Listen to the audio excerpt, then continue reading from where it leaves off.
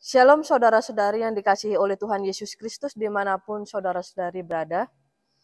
Senang rasanya jika pada hari ini saya masih dapat kembali menyapa saudara-saudari sekalian dimanapun saudara-saudari berada. Bagaimana kabarnya semua? Saya berharap kita masih dalam keadaan baik-baik saja.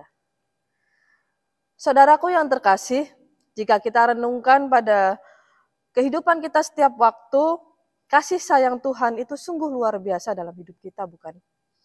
Kita adalah orang berdosa, orang yang seringkali membuat Tuhan marah, Tuhan sedih, bahkan menyakiti hati Tuhan. Kita juga seringkali berjalan tidak sesuai dengan perintah Tuhan.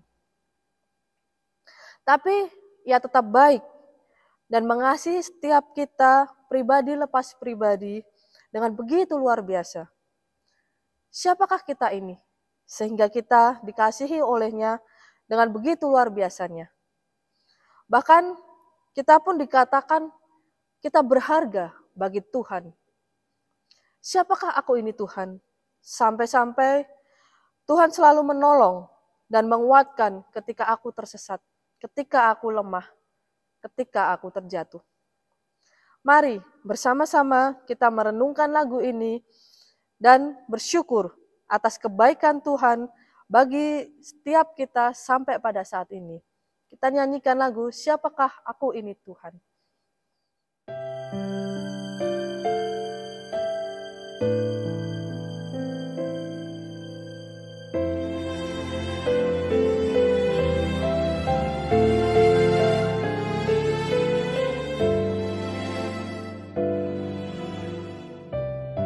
Kasih setiamu yang ku rasakan lebih tinggi dari langit biru. Kebaikanmu yang telah kau nyatakan lebih dalam dari lautan. Berkat-Mu yang telah ku terima sempat membuatku terpesona. Apa yang tak pernah ku pikirkan, itu yang kau sediakan bagiku. Siapakah aku ini Tuhan? Jadi biji mata-Mu. Dengan apakah ku balas Tuhan selain puji dan sembahkan?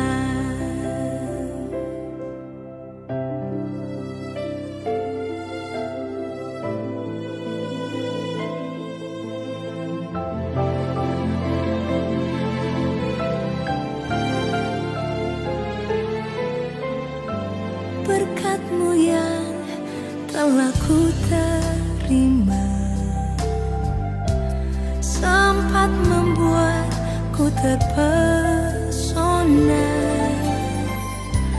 Apa yang tak pernah ku pikirkan, itu yang kau sediakan bagiku.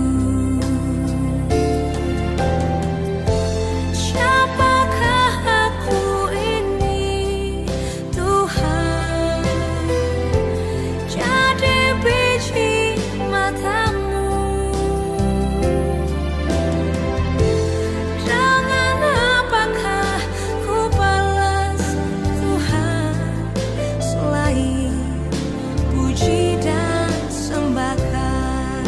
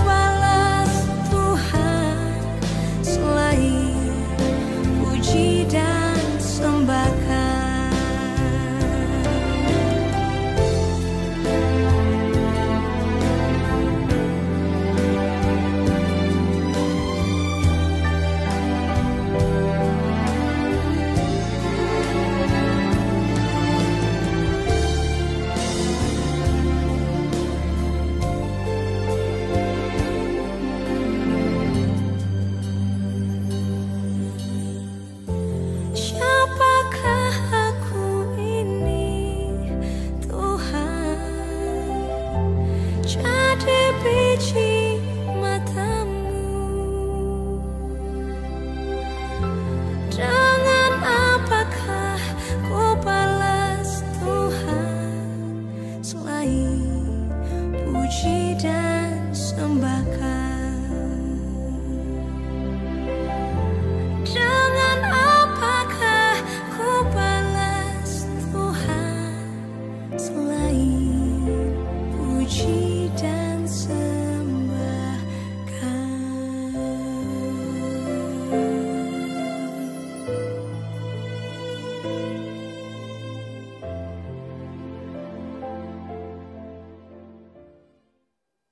Saudara-saudari, mari pada saat ini saya ingin mengajak setiap kita untuk tundukkan kepala dan kita berdoa. Siapakah aku ini Tuhan, sehingga Tuhan mengasihi kami begitu luar biasa? Siapakah kami ini Tuhan, sehingga Tuhan mau datang ke dunia ini dan menyelamatkan hidup kami? Kami sungguh bersyukur Tuhan untuk kasih Tuhan di dalam hidup kami yang tidak pernah terbatas, tidak pernah lepas dari hidup kami. Kami bersyukur Tuhan untuk hari ini kami boleh berkumpul bersama untuk melakukan ibadah tengah pekan Tuhan. Bersyukur untuk setiap kasih-Mu dalam hidup kami, anugerah-Mu Tuhan. Dan pada saat ini Tuhan kami akan memuji, memuliakan Engkau dan kami rindu untuk mendengarkan firman-Mu. Berbicaralah kepada kami Tuhan. Layakkan kami di dalam kami datang beribadah kepadamu, karena semuanya ini karena anugerah yang daripada Tuhan, bukan karena kekuatan kami, kehebatan kami. Berbicara kepada kami Tuhan, penuhi kami dengan Roh Kudus-Mu pada malam hari ini. Hanya di dalam nama Tuhan Yesus kami telah berdoa. Amin. Siapakah aku ini Tuhan? Memang menjadi pertanyaan dan perenungan yang begitu dalam maknanya dalam hidup kita. Kita manusia-manusia berdosa, yang sebenarnya kita tidak layak untuk menerima kasih Tuhan, menerima keselamatan daripada Tuhan. Tetapi oleh anugerah dan kasih Tuhan, kita dilayakkan untuk menerima semuanya itu. Injil Yohanes 1 ayat yang ke-12 mengatakan bahwa kita adalah anak-anak Allah. Ini berarti siapakah aku ini? Siapakah engkau? Siapakah kita semua ini? Kita adalah anak-anak Tuhan. Aku adalah anak-anak Allah. Saudara-saudari adalah anak-anak Allah. Kita semua adalah anak-anak Allah. Mari dengan iman percaya kita nyanyikan dan kita katakan bahwa aku adalah anak-anak Allah.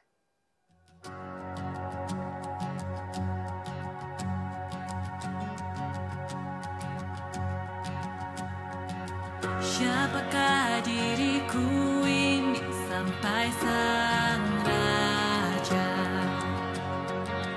mau terima diriku karena kasih-Nya, karena kasih-Nya yang Dia bebaskan, sungguh telah bebas. Akulah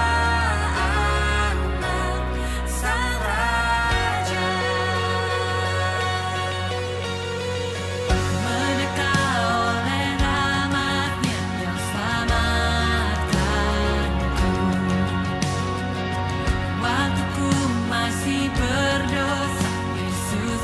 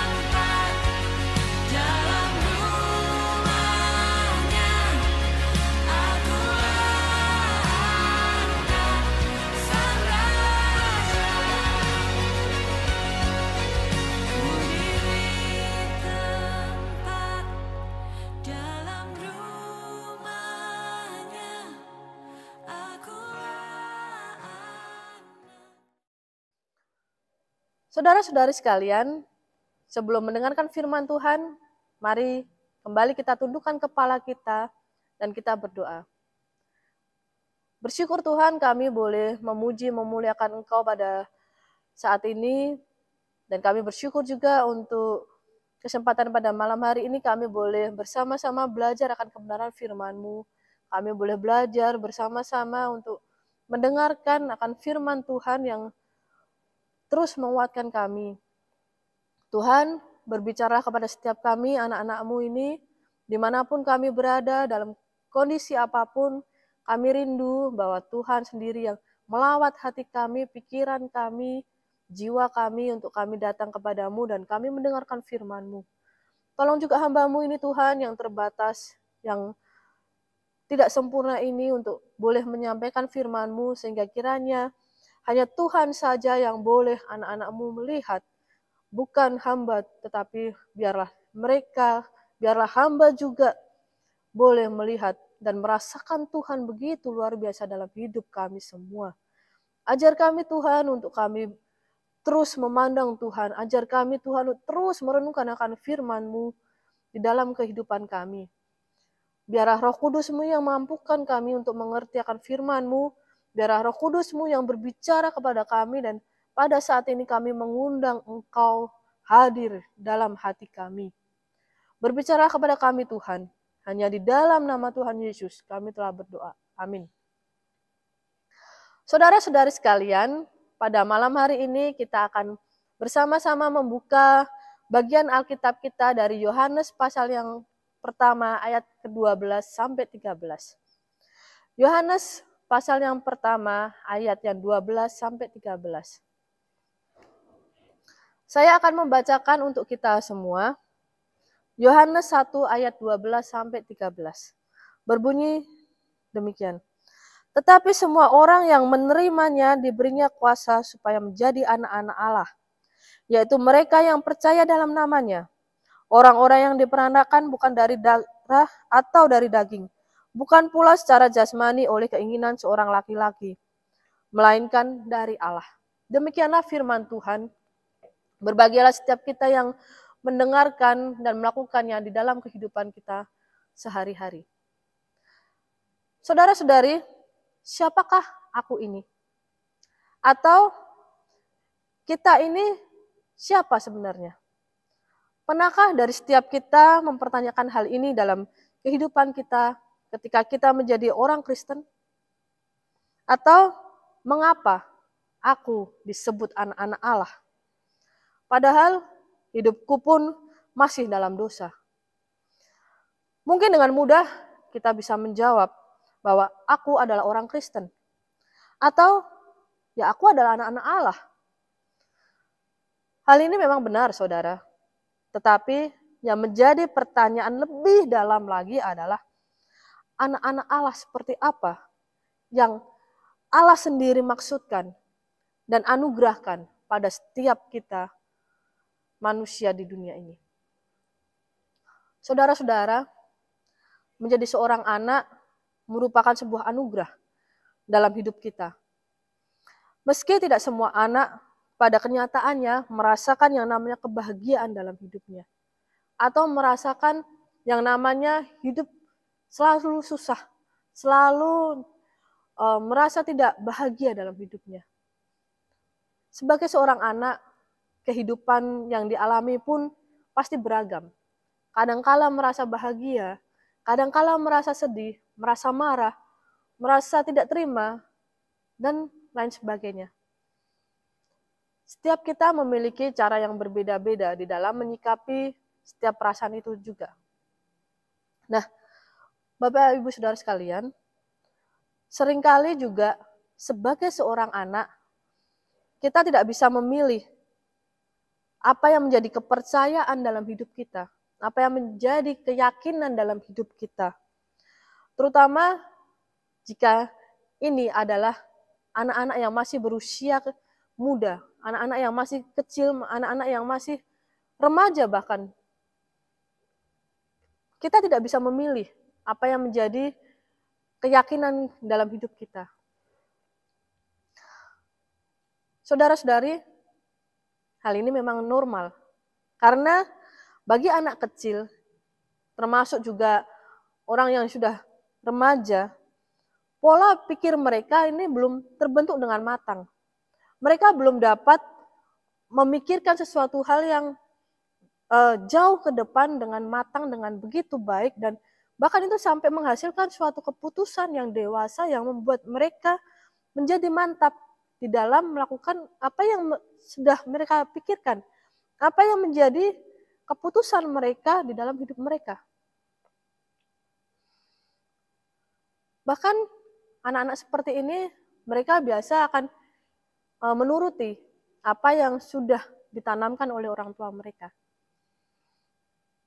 Ini termasuk juga kepada setiap kita, orang-orang Kristen, yang mana kita memiliki orang tua yang Kristen juga. Kita lahir dari keluarga Kristen, kita memiliki orang tua Kristen, kita memiliki saudara-saudara Kristen. Atau bagi mereka, orang-orang yang memiliki agama Buddha, agama Islam, agama Hindu, bahkan kepercayaan yang lain. Anak-anak seperti ini mereka memang tidak bisa memilih ketika pola pikir mereka belum matang. Mereka mengikuti apa yang sudah menjadi kepercayaan orang tua mereka. Sekali lagi, ini merupakan hal yang wajar terjadi di masyarakat dunia ini. Meski juga pada saat ini ada sebagian orang tua yang mereka sudah menyerahkan kepada setiap anak-anaknya untuk boleh memilih kepercayaan apa, keyakinan seperti apa yang mau mereka yakini dalam hidup mereka. Mereka memberikan kebebasan kepada anak-anaknya, mereka tidak mengharuskan anaknya untuk mengikuti apa yang menjadi keyakinan orang tua mereka. Jika memang anak itu sudah mulai bisa berpikir untuk kemana keyakinan mereka. Nah, saudara-saudari, selain daripada keyakinan, hal lain juga adalah kita tidak bisa memilih kepada siapa kita akan bersatu di dalam keluarganya. Kita tidak bisa memilih kita akan menjadi anak dari keluarga siapa. Ketika kita memiliki orang tua, kita akan dikatakan bahwa ini adalah anak dari Bapak A, ini adalah anak dari Ibu B, ini adalah anak dari keluarga yang memiliki keuangan seperti ini. Ini adalah anak dari orang yang tinggal di daerah Surabaya, daerah Jakarta, Magelang, dan lain sebagainya. Itu adalah status yang kita sudah miliki dalam hidup kita. Pada saat kita dikatakan bahwa kita merupakan anak dari orang tua A, orang tua B, orang tua C, dan lain sebagainya, ini menunjukkan bahwa kita memiliki yang namanya sebuah keluarga. Keluarga yang itu statusnya sudah pasti. Kita adalah anak dari A, dari keluarga B. Kita memiliki saudara 1, 2, 3, atau kita anak tunggal. Tapi kita sudah hidup di dalam sebuah ikatan keluarga. Entah keluarga seperti apapun, tetapi kita ada di dalam keluarga itu. Saudara-saudari, itu adalah status yang terbentuk di dunia ini. Status karena garis keturunan, status karena adanya ikatan darah antara satu individu dengan individu yang lain, antara pria dengan wanita yang akhirnya menghasilkan anak, yang akhirnya itu menjadi sebuah ikatan keluarga. Tetapi, saudara-saudari sekalian, Yohanes dalam Injilnya yang kita tulis, yang kita baca pada hari ini, itu berkata yang lain. Dikatakan bahwa, tetapi semua orang yang menerimanya diberinya kuasa supaya menjadi anak-anak Allah, yaitu mereka yang percaya dalam namanya. Orang-orang yang diperanakan bukan dari darah atau dari daging, bukan pula secara jasmani oleh keinginan seorang laki-laki, melainkan dari Allah. Saudara-saudari sekalian, ada kata yang menunjukkan semua orang yang menerimanya. Menerima siapa? Yaitu menerima Tuhan Yesus Kristus sebagai juru selamat di dalam hidupnya. Menerima Tuhan Yesus Kristus dan percaya kepadanya di dalam hatinya. Ini menunjukkan bahwa seseorang ini melakukan respon untuk dia mau menerima Tuhan Yesus di dalam hidupnya. Kenapa seperti ini? Kenapa harus dikatakan semua orang yang menerimanya? Kenapa nggak dikatakan bahwa semua orang aja? Kenapa harus ada menerimanya?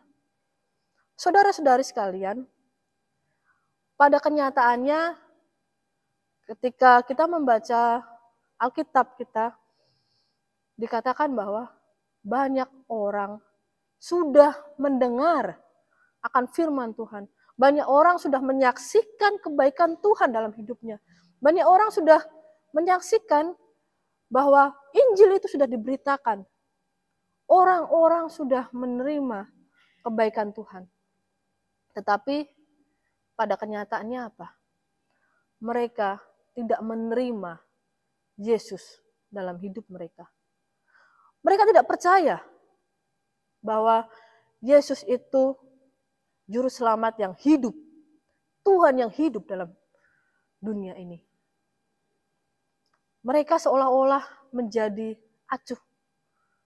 Mereka seolah-olah menganggap semuanya itu adalah hal yang biasa.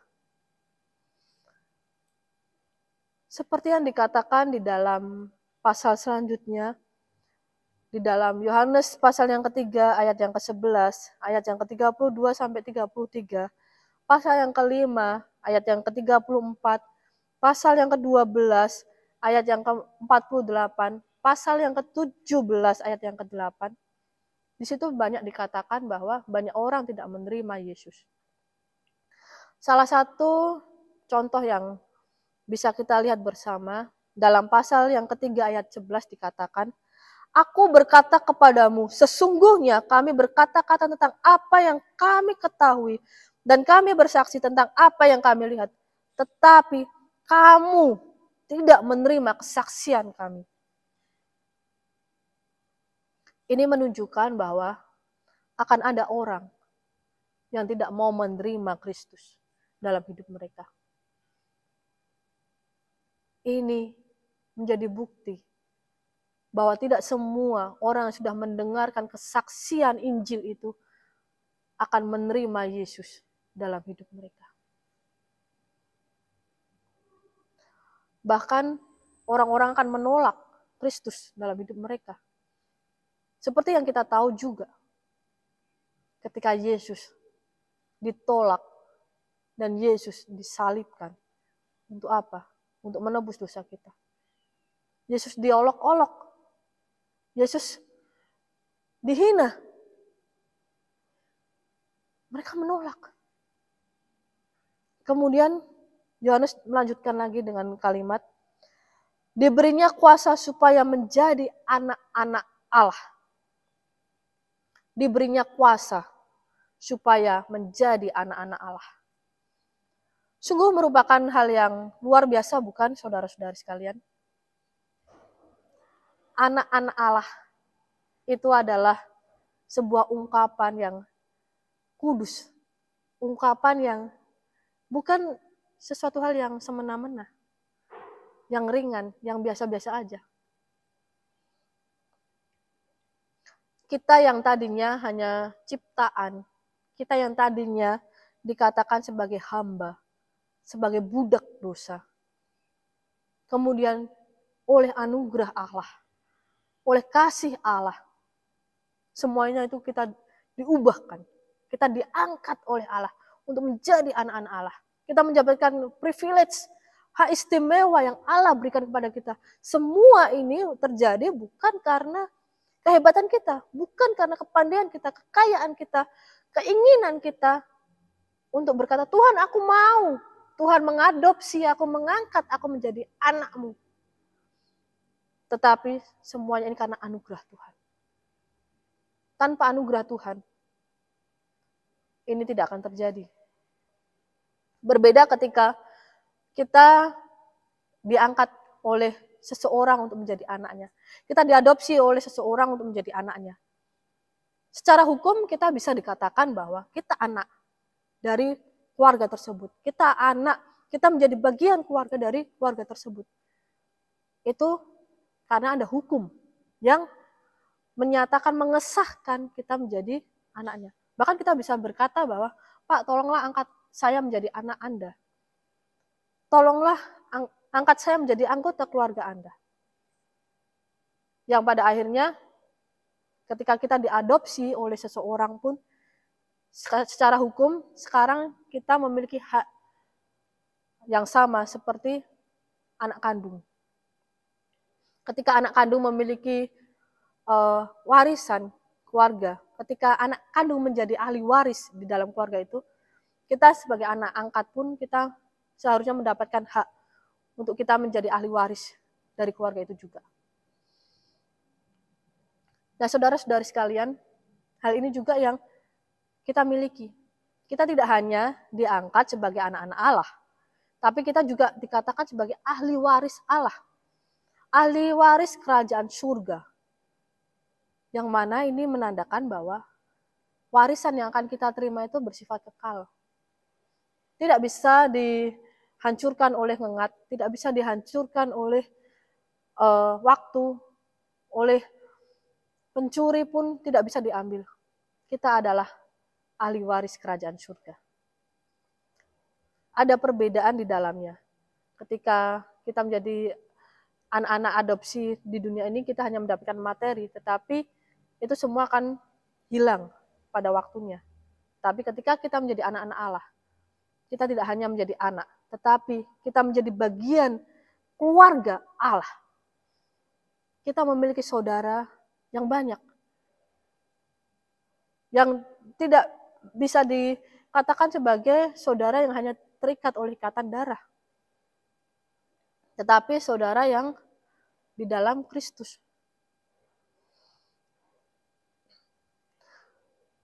Saudara-saudari sekalian juga, seorang penulis yang bernama Chuck Clark, dia melakukan sebuah penelitian di kehidupan remaja di Amerika. Dia ketika itu melihat begitu banyak remaja yang mereka enggan untuk datang ke gereja. Secara keluarga, secara status, secara keturunan, mereka adalah remaja Kristen. Tetapi tidak cukup hanya di situ. Secara keyakinan diri mereka tidak menemukan bahwa mereka adalah remaja Kristen.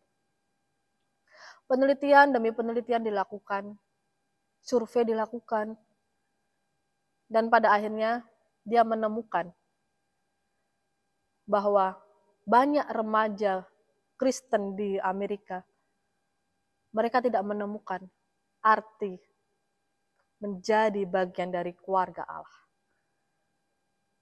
Mereka tidak menemukan akan adanya kehangatan sebuah keluarga di dalam mereka beribadah.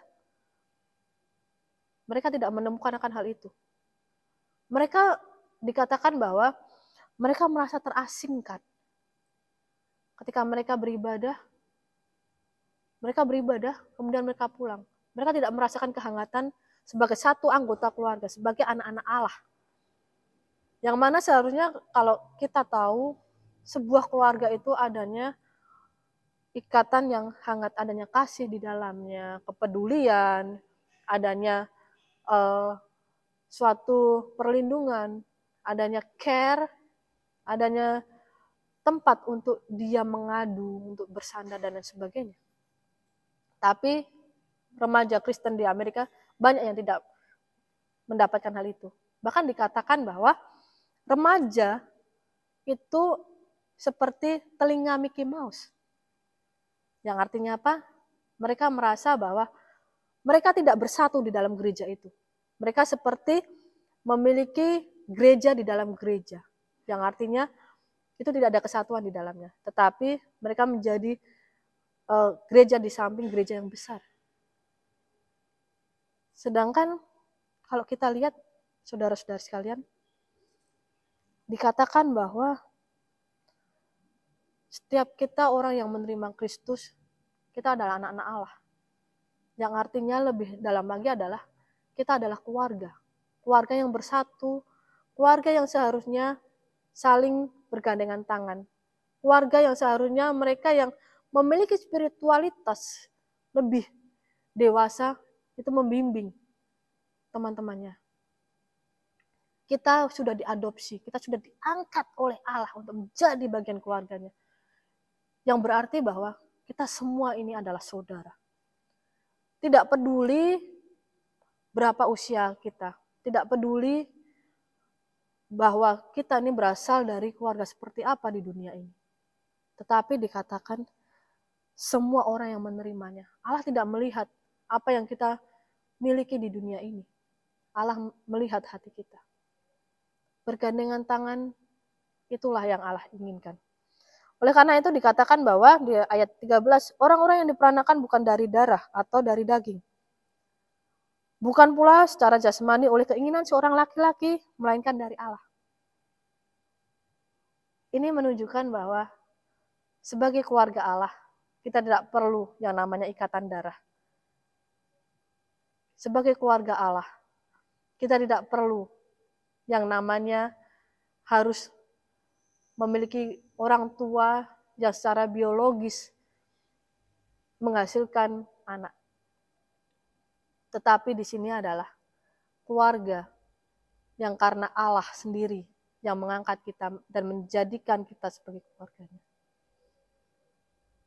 Ada hak yang istimewa yang kita miliki. Kita bukan lagi dikatakan bahwa kita ini adalah hamba dosa. Kamu adalah si A, kamu bukan keluargaku. Kamu adalah si B, kamu hanya jemaat biasa. Bukan. Setiap kita adalah keluarga di dalam Kristus. Keluarga yang artinya apa? Keluarga yang artinya saling merangkul, saling menghargai, yang tidak ada gap, tidak ada batasan di dalamnya ketika kita mengasihi satu dengan yang lain. Kita mengasihi satu dengan yang lain. Anak balita adalah keluarga kita. Orang tua adalah keluarga kita. Remaja adalah bagian dari keluarga kita. Yang artinya apa?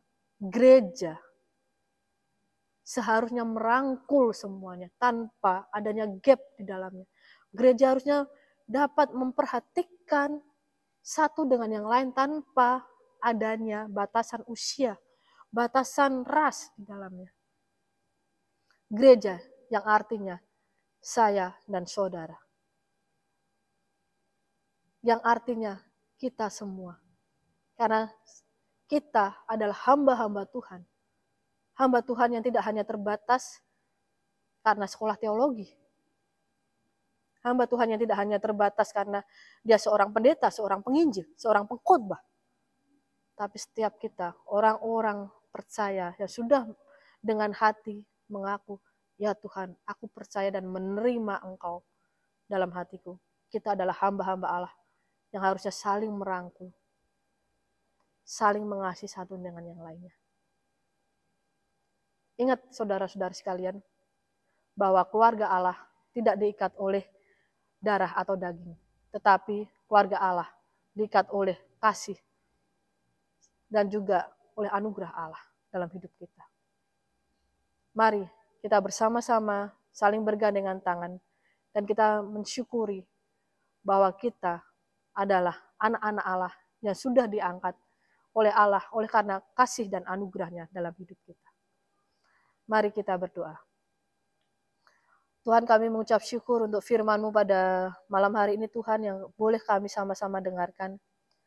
Bersyukur Tuhan untuk kasih Tuhan yang begitu luar biasa dalam hidup kami sehingga kami pun boleh menjadi anak-anak Allah dalam hidup kami. Tuhan, pada saat ini juga kami berdoa untuk setiap jemaat-Mu yang saat ini sedang mendengarkan dan datang beribadah Kiranya Tuhan yang tolong tilik hati mereka, Tuhan yang tolong hadir di dalam hidup mereka. Jika pada saat ini Tuhan ada di antara mereka yang merasa terasingkan, mereka tidak merasakan kehangatan sebagai keluarga Allah, biarlah Tuhan yang tilik hati mereka, Tuhan yang rangkul mereka, dan sadarkan setiap kami juga anak-anak-Mu yang lainnya untuk kami boleh merangkul satu dengan yang lainnya, untuk kami boleh bergandengan tangan satu dengan yang lainnya Tuhan. Berdoa juga Tuhan, tak henti-hentinya kami memohon untuk keadaan Indonesia ini, untuk COVID yang masih merajalela Tuhan. Tuhan yang tolong kami, berikan kami kekuatan, kesehatan untuk kami menjalani akan setiap hari-hari kami. Dan Tuhan, jika boleh Tuhan kami memohon, biarlah COVID ini boleh berlalu daripada Indonesia ini, dan kami boleh kembali hidup normal seperti biasanya. Tuhan, jika pada saat ini ada di antara kami yang sakit, Tuhan yang tolong berikan kekuatan pemulihan bagi kami, Tuhan yang jamah kami, sehingga kami pun boleh kembali lagi beraktivitas seperti biasa Tuhan. Kami serahkan setiap pergumulan kami ke dalam tangan-Mu Tuhan, dan biarlah firman ini terus hidup di dalam kami. Hanya di dalam nama Tuhan Yesus kami telah berdoa. Amin.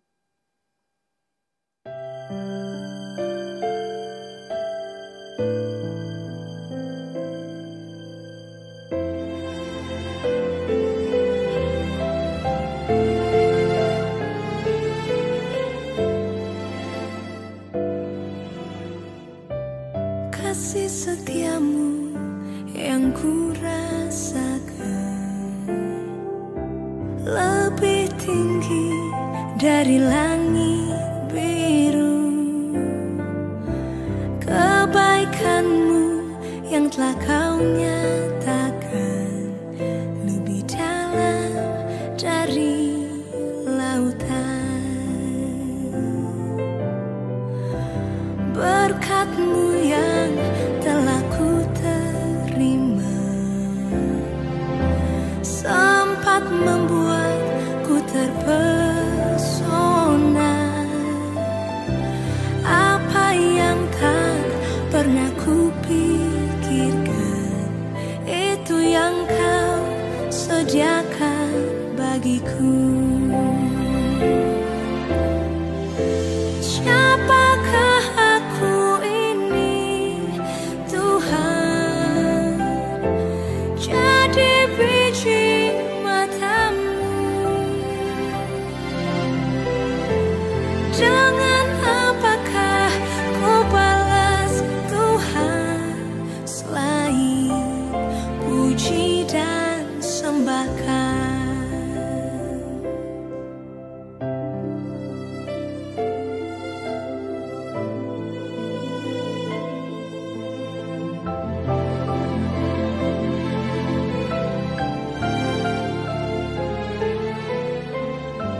Berkat-Mu yang telah ku terima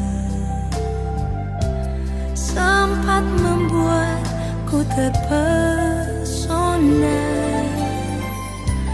Apa yang tak pernah ku pikirkan, itu yang kau sediakan bagiku.